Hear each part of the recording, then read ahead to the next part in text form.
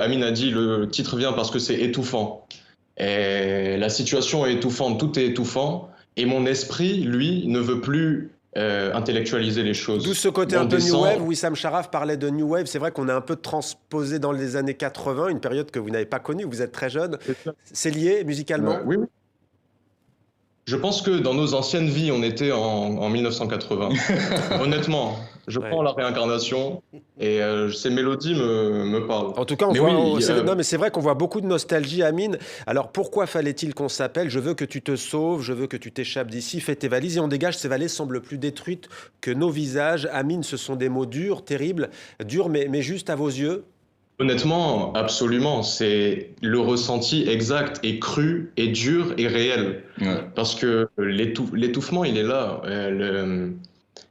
Avec tout l'amour qu'on porte au Liban, vraiment, on a vécu nos plus belles années ici. Et je cherche même pas à faire des phrases. Comme j'ai dit, je veux pas intellectualiser. Ouais. C'est dommage. C'est dommage. Tu peux pas vivre en tant qu'artiste ici. Tu peux pas. Ouais.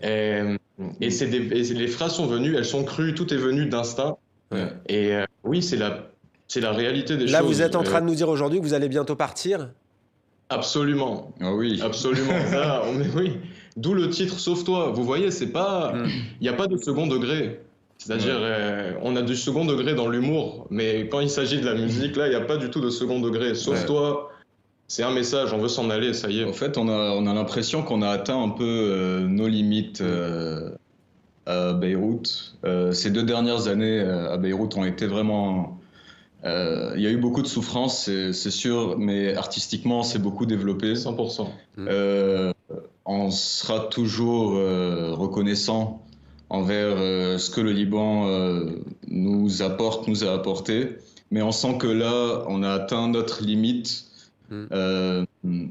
mentalement, artistiquement, et physiquement aussi. Alors c'est un album à 100% en français. Pour vous, c'était une évidence. Je rappelle que vous êtes rencontrés en Côte d'Ivoire, en Afrique de l'Ouest, pays francophone, lorsque vous étiez lycéen. C'est vrai qu'en général, les groupes au Liban chantent en arabe, évidemment, mais aussi en anglais.